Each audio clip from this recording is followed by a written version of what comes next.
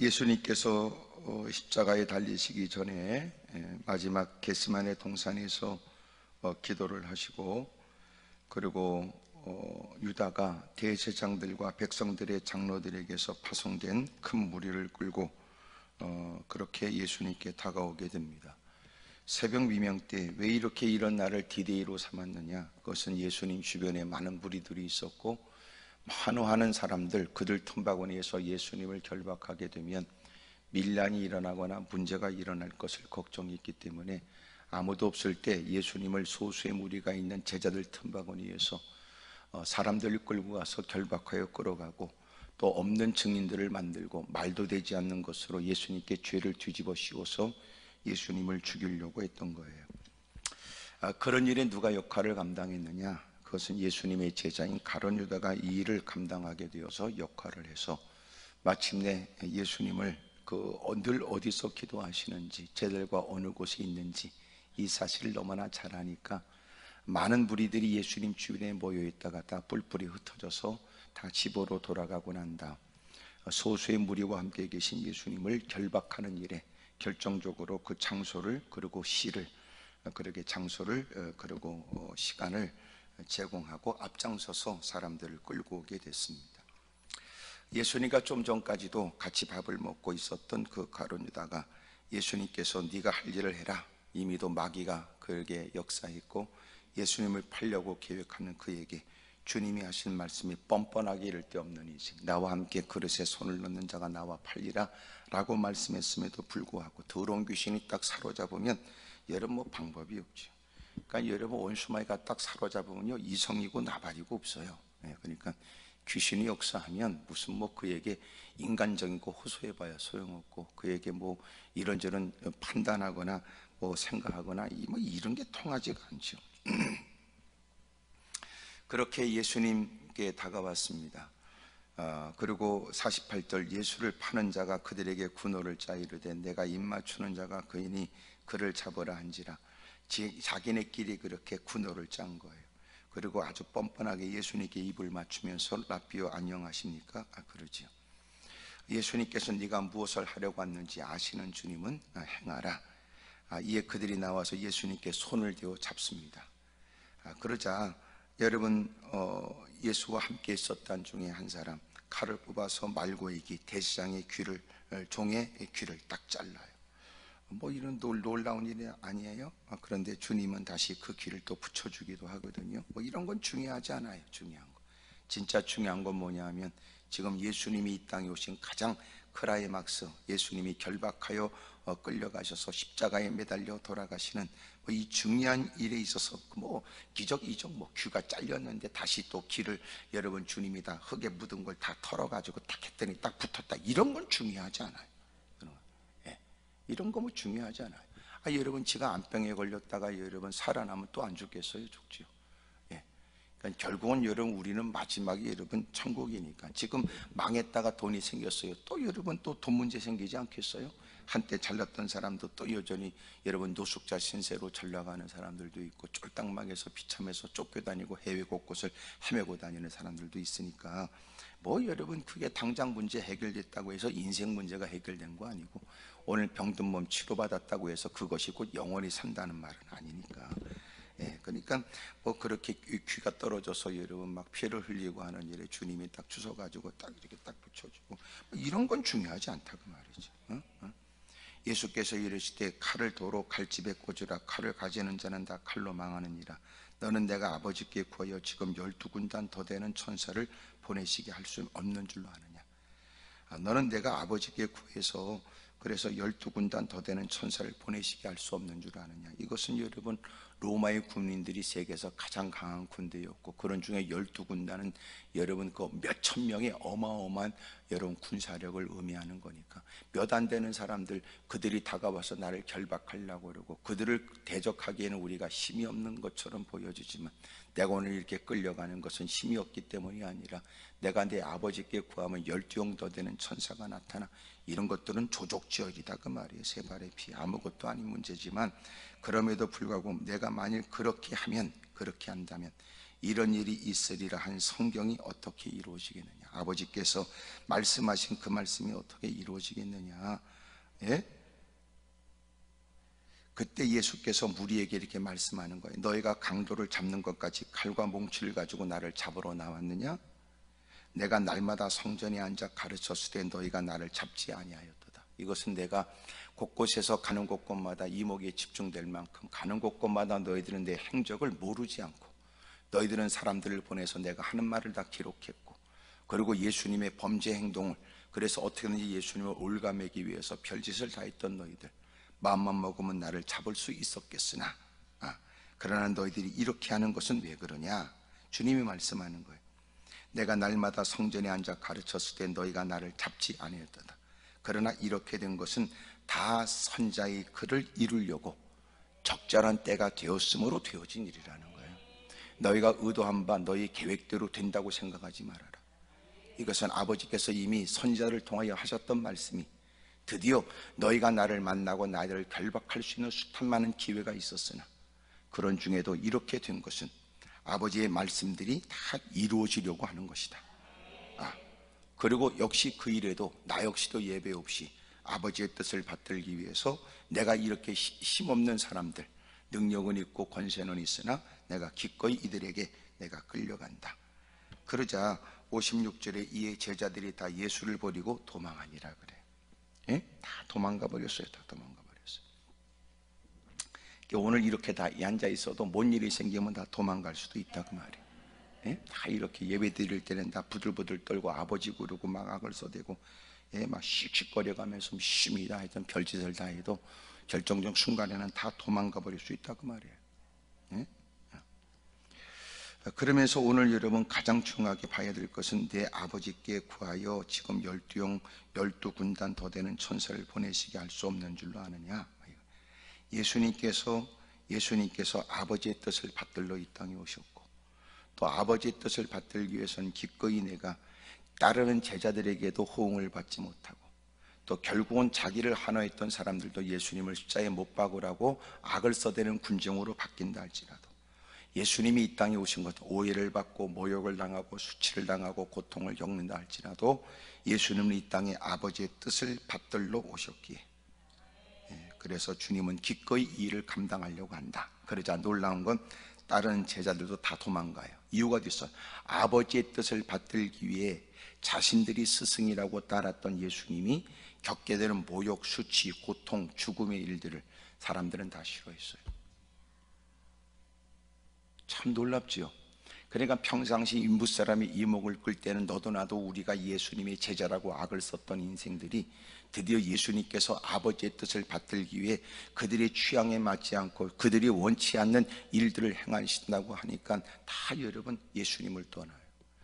신앙생활의 결정적 순간이 되면 우리에게도 그런 일이 와요. 서로가 피차 이 좋은 게 좋은 거다 그러고 살 때는 문제가 없었는데 아버지의 뜻을 받들어야 된다 그러고 아버지의 뜻을 받들기 위해서 전혀 무사람과 다른 일들을 결정하시는 일들이 수용이 안 되는 거예요. 그들이 다 도망가 버렸어요. 소위 말해서 우리는 여러분 예수님을 믿으면서 서로가 교제하고 친목하고 같이 어울려 다니고 낄낄거리고 이런 일에 마음 쏟지 마세요. 결정적 순간에 아버지의 뜻을 존중히 여기려고 하는 누군가에 의해서 그 모임은 깨져버리고 아버지의 뜻대로 살아야 되겠다고 하는 누군가 한 사람이 다짐하면 그때부터 그렇게 서로 떨어질 것 같지 않았던 모임도 바싹 깨져버리고 말아요. 그러니까 예수님을 믿는다고 그래도 그 안에 인간적인 것만 가득한 거예요.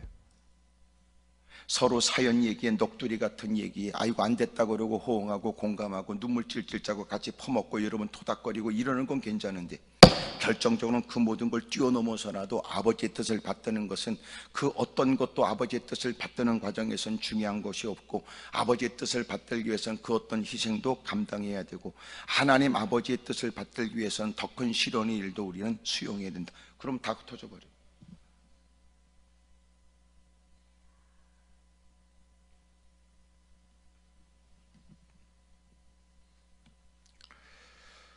마태복음 21장을 보겠습니다. 마태복음 21장.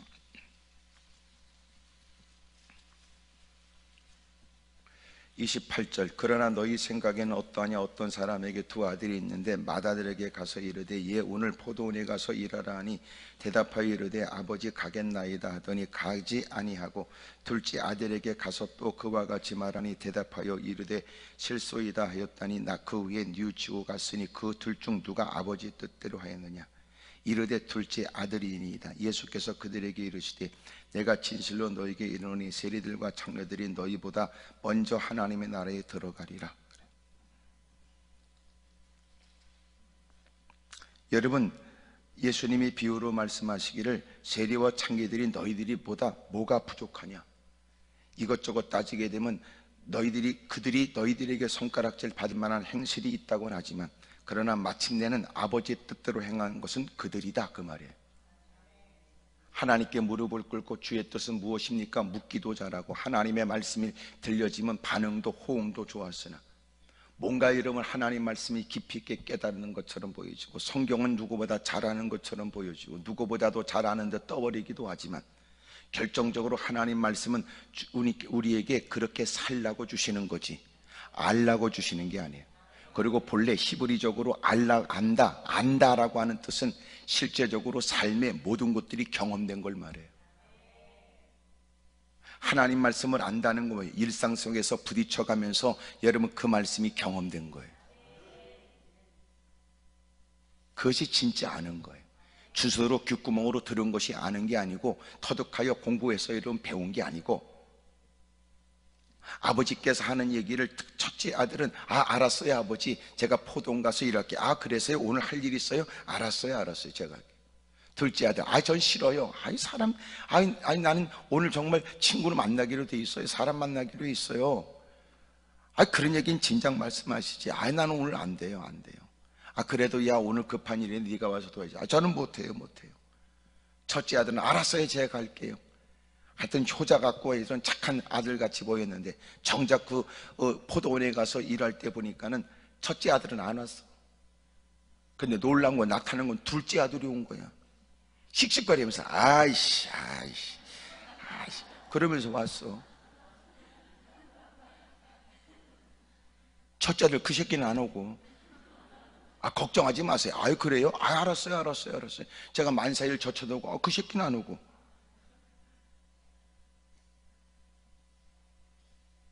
누가 아버지의 뜻대로 했냐 그 말이에요. 주님이 우리에게 원하는 건 뭐냐? 여러분 예수님이 친히 우리에게 본을 보여주셨던 마태복음 26장 오늘 본문의 말씀이 여러분 아버지라고 부르는 사람, 아버지 아들이라고 말하는 사람들은 어떻게 살아야 되는지를 가르쳐 주잖아요.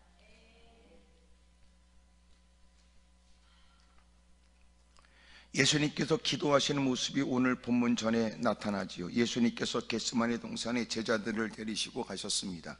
36절에 이에 예수께서 제자들과 함께 겟세마네라는 곳에 이르러 제자들에게 이르시되 내가 저기 가서 기도할 동안에 너희는 여기 앉아 있으라 하시고 베드로와 세베대의 두 아들을 데리고 베드로 야고보를 데리고 또 그렇게 베드로 야고보 요한을 데리시고 주님은 기도하러 가신 거예요. 야 너희들은 밑에 앉아있어. 그리고 세 제자 여러분 그 중에 하나 유다는 예수님을 팔러 갔고 그리고 11제자 중에 여러분 세 제자를 따로 데리시고 예수님이 기도하시는 곳에 좀 더 가까운 곳에 너희들은 이곳에 있어서 너희들은 깨어있어 기도하라고 말씀하죠. 그리고 주님은 그렇게 그들과 또 떨어진 곳에서 앞장서서 기도하셨어요. 그 간절한 기도를 3번씩이나 하셨는데 떨어지는 땀방울이 그렇게 핏방울이 되도록 기도하셨던 걸 보면 단지 3번의 기도여 짧은 기도처럼 보여지지만 그래도 예수님의 기도는 사력을 다하고 목숨 건 기도였고 진액을 쏟아내는 기도여서 모세간이 터져서 그 흐르는 땀에 피가 배어져 나왔다는 거예요.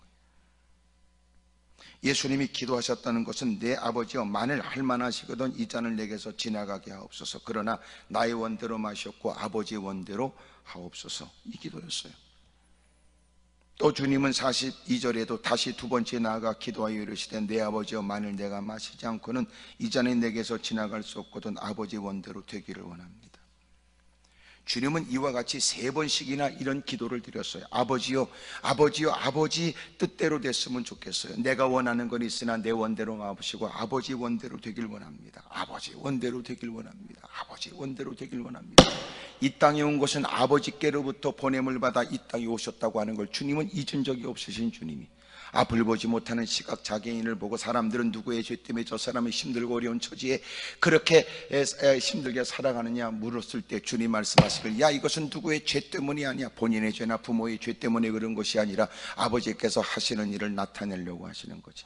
나도 하나님께 보냄을 받았으니 나도 나를 보내신 자의 일을 합니다. 우리 모두가 다 보냄을 받은 사람으로서 이 땅에 보내신 자의 뜻을 받들어야지. 예수님이 이 땅에 오신 것은 그냥 오신 게 아니에요. 아버지의 뜻을 받들러 오셨고, 끊임없이 여러분 몸에 배어진 기도가 습관이 되도록 사력을 다해 기도하셨던 주님의 기도의 내용은 어찌 보면 오늘 본문에 보여지는 겟세마네 동산에서 비로소 주님이 기도의 내용을 이렇게 표현하고 있지만 예수님이 반복적으로 기도하셨던 것은 이 기도가 아닐까 싶어요.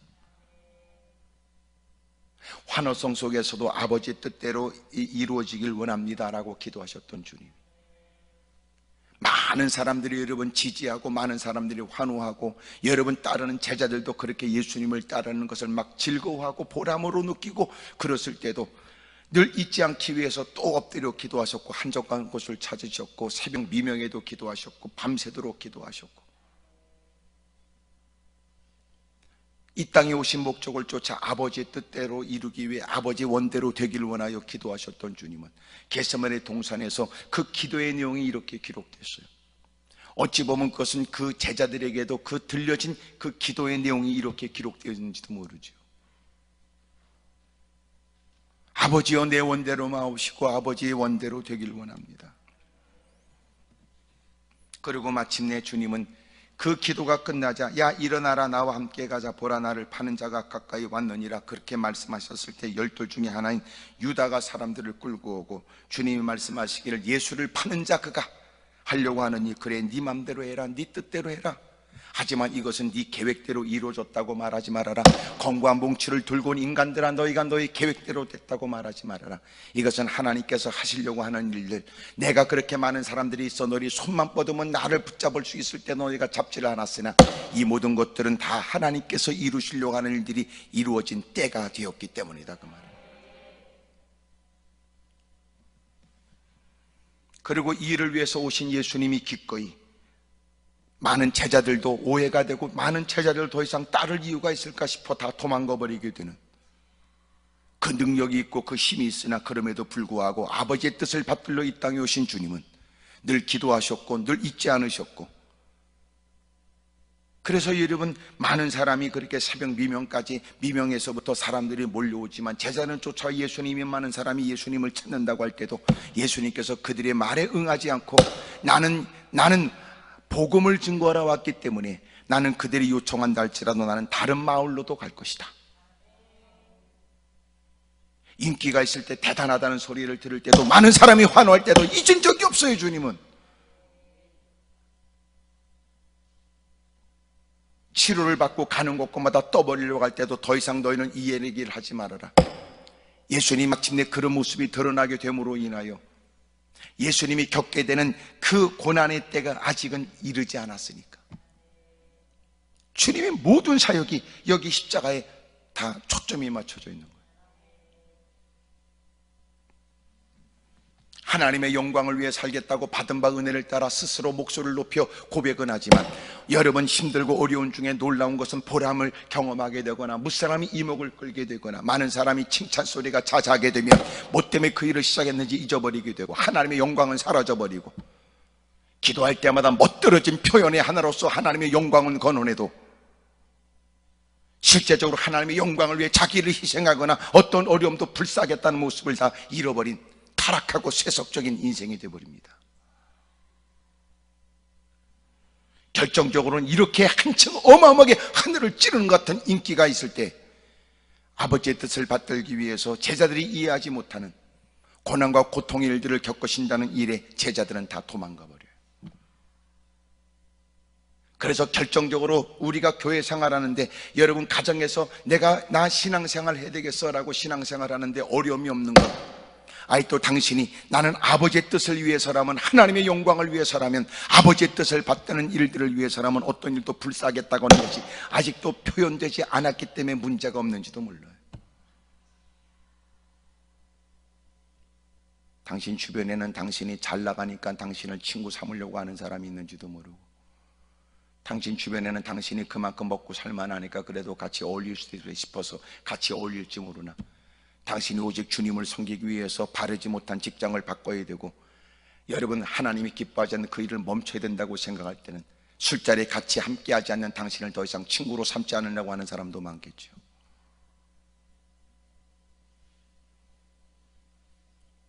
놀란 건 교회 안에서도 균열이 생길지도 몰라요. 왜냐하면 교회 안에조차도 하나님을 같이 섬긴다고 하는 사람들에게도 엉터리가 있으니까. 그럭저럭 잔머리 굴려가면서 끼리끼리 이곳저곳 어울려가면서 예배 한 시간 드리고 또 가서 디리 퍼먹고, 또 끼리끼리 여러분 또 좋은 저녁 시간이 되면 또 와인잔 기울여가면서 거들먹거리고 개폼 잡을 인간도 많을 테니까.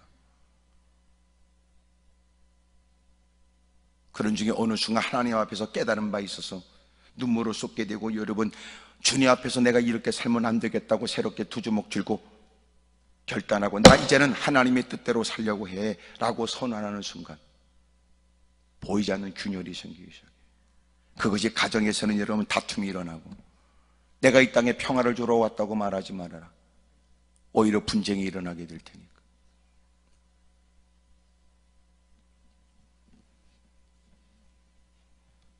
놀랍잖아요. 하나님 아버지의 뜻대로 나는 하려고 그래. 아버지께서 말씀하신 대로 나는 이 땅에 온 거야. 기꺼이 아버지의 뜻을 이루기 위해서는 너희들이 부러워하는 그것이라도 하찮게 버리고, 너희들이 대단하다고 보여지는 그것도 내가 다 내려놓으려고 그래. 가장 나약한 사람이 되어서 그들의 손에 힘없이 끌려가시는 예수님.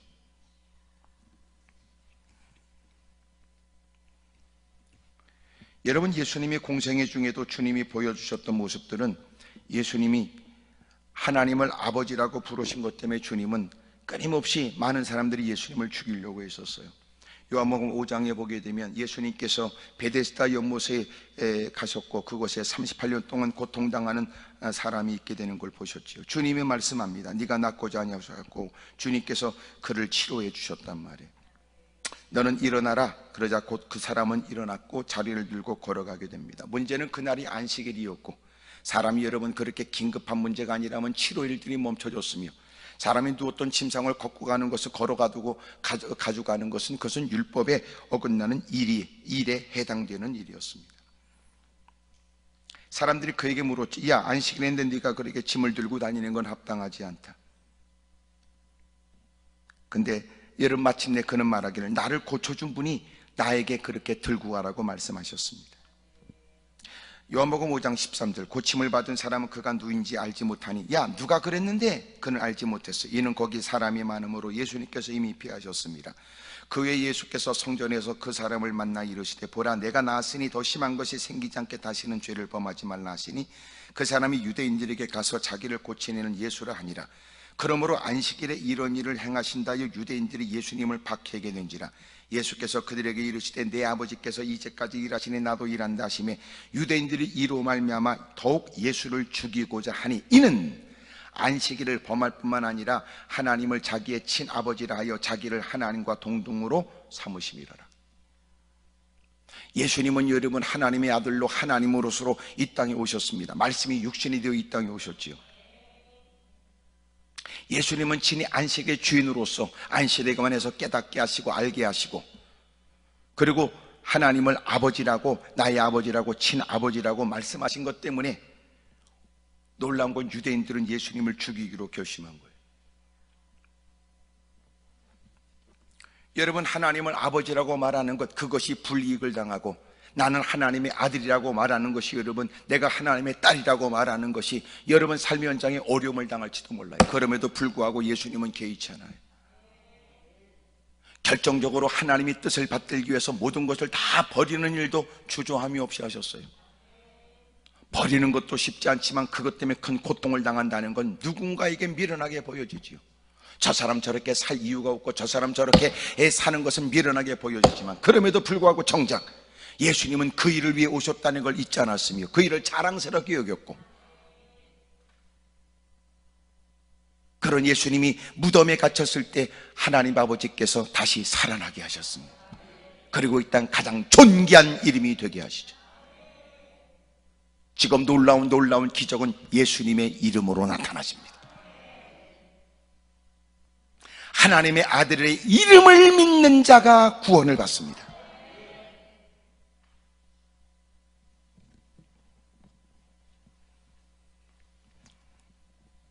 오늘 이 말씀은 우리에게 어떤 관계가 있을까요? 로마서 8장을 보겠습니다. 로마서 8장 15절.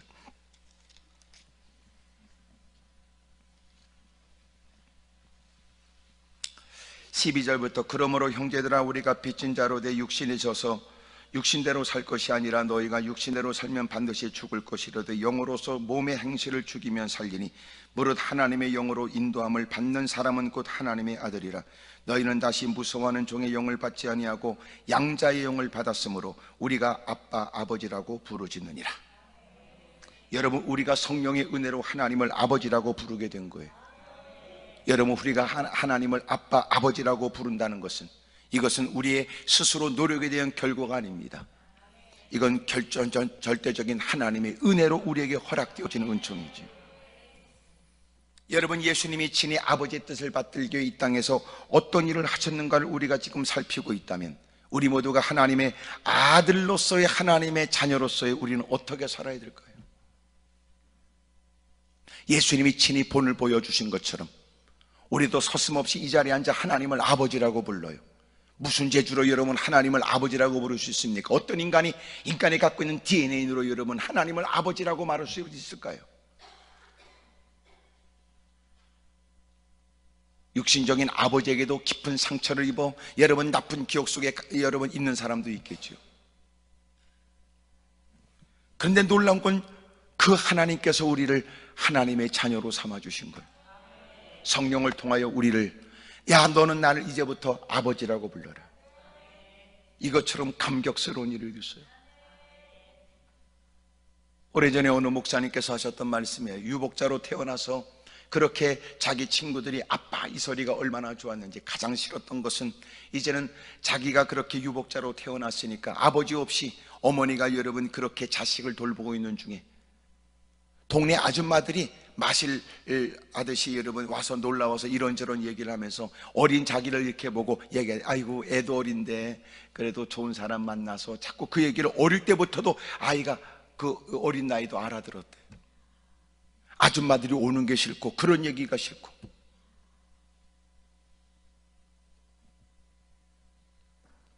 또 버림당할까봐 그 두려움이 생긴 거예요. 친구들 같이 어울려 놀다가 여러분 그 아빠를 뭐 이렇게 아이들이 보면 아빠 아무개야, 그게 너무너무 부러웠대요. 어느 날 친구가 자기에게 교회를 가자고 그래서 교회를 갔는데 선생님이 가르쳐 주기를 하나님이 아버지라는 거예요. 여러분, 하나님을 아버지라고 대놓고 그가 아버지라고 언제 불렀어요? 불러본 적이 없어. 근데 하나님 아버지, 그날 울면서 마음껏 불렀다네. 그리고 그 많은 세월이 지나가 노년이 된 때도 여전히 하나님을 아버지라고 부르면 가슴이 뭉클하대요. 나에게도 아버지가 계시다. 하나님이 친히 우리에게 아버지가 되어주셨어요. 친히 말씀하시기를 바라. 너희가 이 땅에서 아버지라도 자식한테 좋은 것을 줄 줄 알거든. 하지만 놀라운 건 그 자식은 아버지가 좋은 걸 주니까 고마운 줄 알았는데 알고 보니까 곧 깜빵에 들어갔어. 육신의 아버지가 악할지라도 자식한테 좋은 것을 줄 줄 알아도, 하나님 아버지는 여러분 육신의 아버지와 또 다른 아버지를, 전능하신 하나님이 친히 우리 같은 엉터리 같은 우리를 찾아오셔서 우리의 아버지가 되어주셨다는 거예요. 스스로 부를 수 없는 그 말을 성령을 통하여 우리를 양자로 삼으시고, 우리가 서슴없이 아버지라고 말할 때마다 주님은 어느 곳에서도 응답하시고 어느 때라도 주님은 응하신다는 거예요. 하나님이 우리의 아버지가 되어주셨습니다. 우리는 하나님의 아들이 된 거예요. 하나님의 딸이 됐습니다. 갈라디아서 4장 6절을 보지요.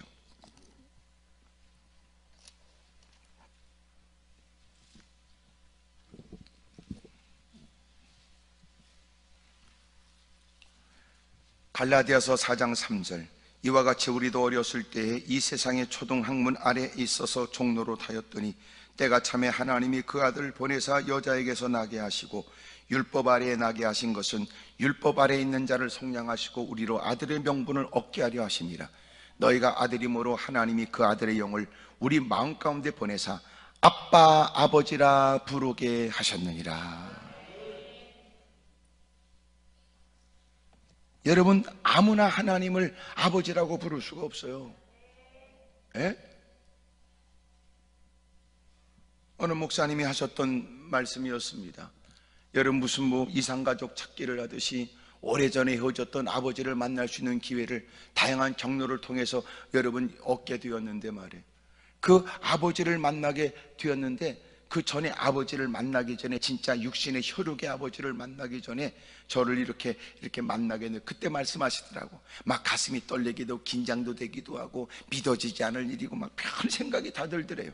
그러면서 그러더라고. 어떻게 내가 그분을 아빠, 아버지 막 이렇게 부를 수 있을까? 그러면서도 막 기대가 되고, 그리고 자기가 어렸을 때, 지난날 자기 어렸을 때 그 기억이니까 소위 말해 지금 얼마큼 노인이 되었을까 하면 별 상상을 다 하고, 그러고 나서 만나신 거예요. 그리고 만나고 난 다음에 또 저하고 이렇게 만날 기회가 있어서 말씀하셨는데요, 아버지가 잘 안 되더라니.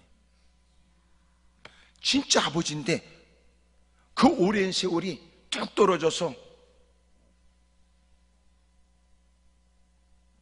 그리고는 아주 연세가 든 그 노인네를 딱 만났는데 아버지야, 진짜 아버지야. 근데 아버지 이게 잘 안 되더라. 전혀 낯선 누군가. 그런데 우리가 하나님을 본 적도 없이 아버지라고 말하는 게 제정신이냐 지금 이 얘기를 하고 있는 거예요.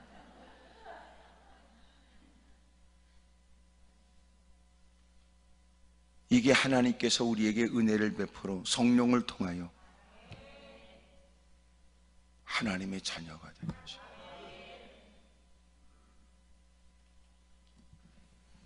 하나님의 자녀가 된 우리가 할 일이 뭐예요? 이제는 예수님께서 친히 하나님의 아들로서의 본을 보여주신 것처럼 우리도 그렇게 살아야 된다 그 말이에요. 베드로전서 4장 2절.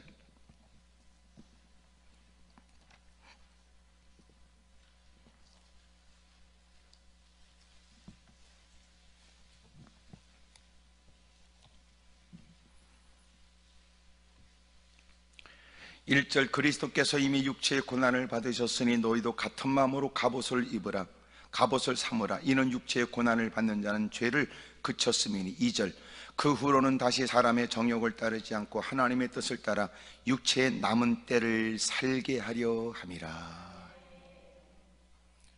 이제는 여러분, 우리가 하나님을 아버지라고 부르고 있고, 여러분 양자영을 받들어 양자영의 여러분 은혜를 받아서 우리가 하나님을 아버지라고 말하고 있는 게 사실이라면, 우리의 사는 남은 때를 이제는 하나님의 뜻을 따라 아버지의 뜻을 받들어 살아야 합니다. 크게 아멘 하십시다. 고린도후서 5장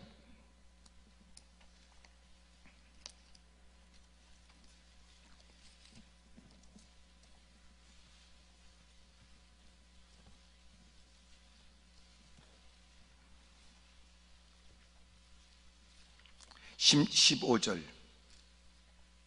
14절부터 그리스도의 사랑이 우리를 강권하시는도다. 우리가 생각하건대 한 사람이 모든 사람을 대신하여 죽었은즉 모든 사람이 죽은 것이라. 그가 모든 사람을 대신하여 죽으심은 사랑이 있는 자들로 하여금 다시는 그들 자신을 위하여 살지 않고 오직 그들을 대신하여 죽었다가 다시 살아나신 이를 위하여 살게 하려 함이라. 이젠 여러분 하나님의 뜻을 받들어 살아야 됩니다. 여러분, 하나님의 뜻이 뭐고 하나님의 일이 뭐예요? 하나님이 보내신 자를 믿는 게 하나님의 일이에요. 하나님의 뜻이 뭐예요? 하나님이 보내신 예수님을 여러분 따르고 예수님을 믿고 주님을 따르는 게 아버지가 원하시는 뜻이었어요. 하나님을 아버지라고 말하는 게 사실이라면 양자의 영으로 무사람들은 하고 싶어도 하지 못하는 하나님을 아버지라고 말하고 있는 우리가 은혜를 입은 게 사실이라면 우리의 남은 생애를 어떻게 살아야 될지, 서슴없이 자기의 필요를 따라 하나님을 아버지라고 목소리를 높이고 이것도 저것도 달라고 목소리를 높이는 사람은 많으나 불행하게도 아버지의 뜻을 받들기 위해 자기가 하고 싶은 것을 내려놓고 무사람이 부러워하는 소유한 것도 내려놓고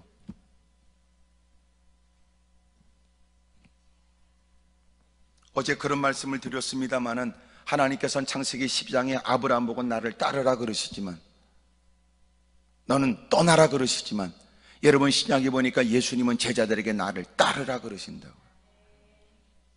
따른다는 말이 뭐예요? 떠나는 거예요.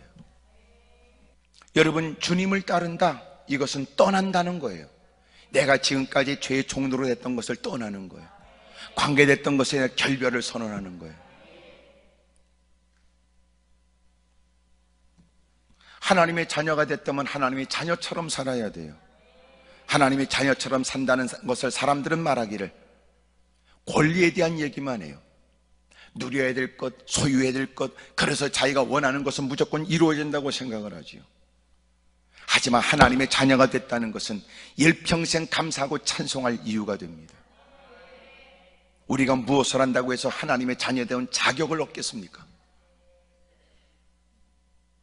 그럼에도 불구하고 자격 없는 우리에게 일방적으로 예수님을 보내시고, 그리고 믿어지는 것도 내 스스로의 노력이 아닌 성령께서 믿어지게 하심으로 그 은혜로 말미암아 구원을 받게 하신 주,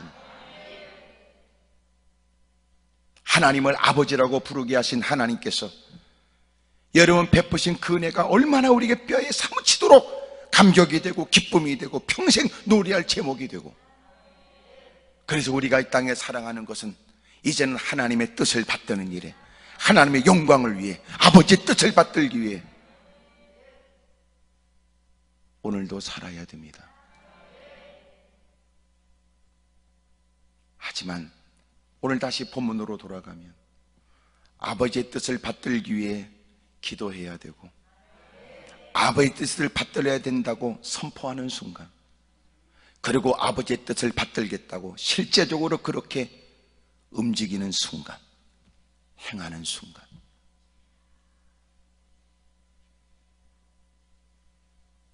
우리 주변의 관계는 새롭게 변화될 거예요. 그래서 이렇게 아버지의 뜻을 받들기 위해서 어떤 어려움도 불사하겠다고 하는 그 모임이 진짜 그리스도 안에서 새로운 관계가 되는 거예요. 그게 공동체고, 그게 형제고,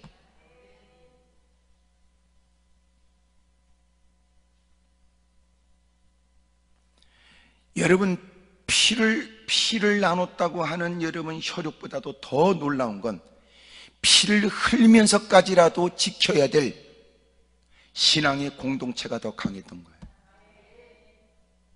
피를 나눈 형제라는 건 사실이라도 개떡이나 더러운 일들이 얼마나 많냐면, 그러니까 패륜욕 사건들이 무지무지 늘어나죠. 근데 이제는 하나님의 자녀가 된 공동체가 하나님의 은혜를 입어 기꺼이 주를 위해서 목숨도 걸겠다고 하는 사람, 아버지의 뜻을 받들기 위해서는 그 어떤 것이라도 감당해 보겠다는 사람, 그런 일들은 과식거리가 아니라 당연하게 인식하는 사람들, 나는 아버지의 뜻대로 살려고 해요! 라고 하는 순간 새로운 인간관계가 형성이 되는,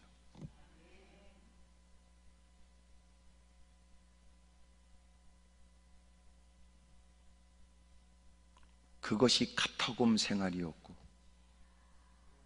그것이 신앙 공동체들이 어디서 믿음을 지킨다고 몸부림쳤던 거예요.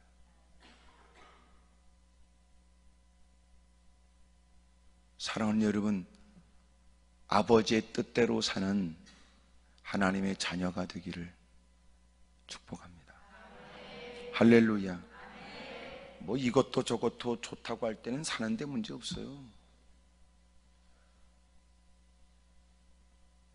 그러나 당신이 구원을 받은 게 사실이라면, 주님이 우리에게 구원의 은혜를 하나님의 자녀로 삼아준 것은 왜 그런가를 생각하세요. 단지 육체의 아픔을 제거하는 거 아니에요. 생활의 곤고한 문제를 해결하는 거 아니에요. 그러니까 제자들도 그랬단 말이에요. 이 땅에서 풍요롭고 권세를 얻고 세력을 얻고 많은 사람이 끝발을 가지고 세상에 세대를 버리고 더러운 짓 하는 것을 부러워했던 거거든요. 주님의 나라는 그런 나라가 아니었던 거예요.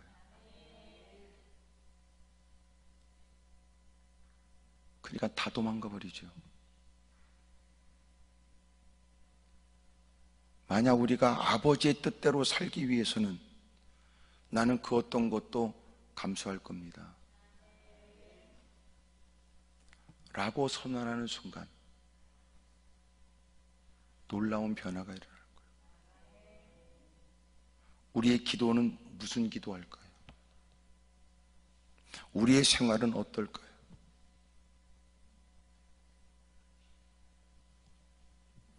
문제 없이 살려고 하지 말고 믿음으로 살아야 돼요.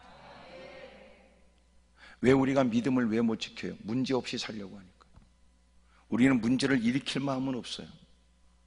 그러나 믿음을 중요하게 여기죠. 그래서 그들의 것을 문제로 삼는다면 기꺼이 우리는 믿음을 지킬 거예요. 그게 신앙이죠. 대부분 보세요. 문제 없이 살려고 하니까 문제지.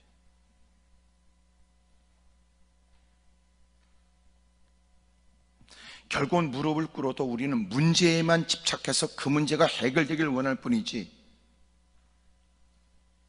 주님을 더 깊이 알거나 주님이 뭘 원하는지는 관심도 없잖아요.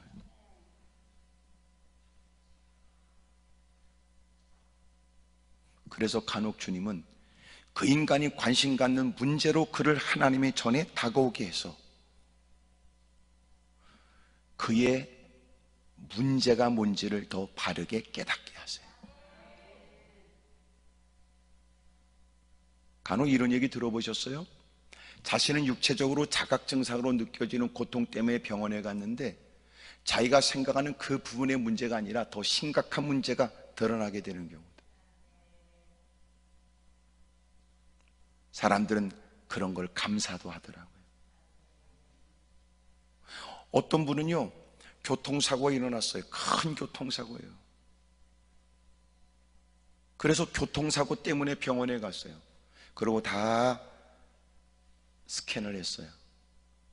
근데 놀라운 것은 암이 발견된 거예요.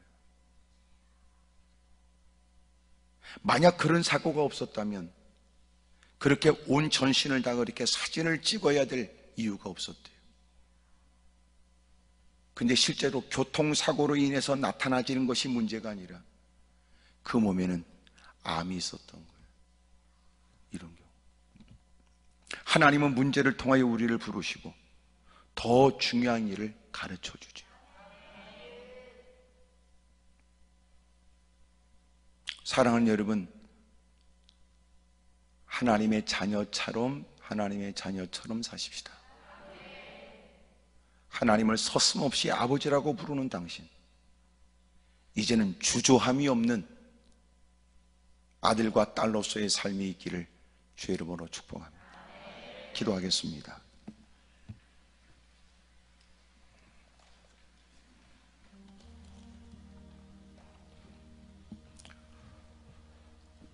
두 손을 가슴에 얹지요. 서슴없이 하나님을 아버지라고 불러대지만 주저함이 없이 하나님의 아들, 하늘님의 딸처럼 살려고 하는 사람은 얼마나 있을까요? 만약 당신이 아버지의 뜻을 받들겠다고 결심하여 아버지의 뜻을 추구하고 살겠다고 하는 순간 놀라운 변화가 일어나기 시작할 거예요. 끼리끼리 어울리는 아이들도 나 오늘 엄마가 일찍 오래, 나 아빠가 오늘 일찍 오래, 몇 시까지 들어오래, 이 많은 아이들에게 손가락질 받을 일이 되지요. 적어도 아이들은 아버지가 뭐라고 말하든 엄마가 뭐라고 하든 그딴 거를 우습게 여겨야 끼리끼리 어울리는 자신들의 무리에 낄 수 있다고 얘기하거든. 이 땅에서도 마찬가지. 정말 우리가 아버지의 뜻대로 살겠다고 기꺼이 결심하고 다짐하는 순간 우리에게는 놀라운 변화가 시작될 거예요.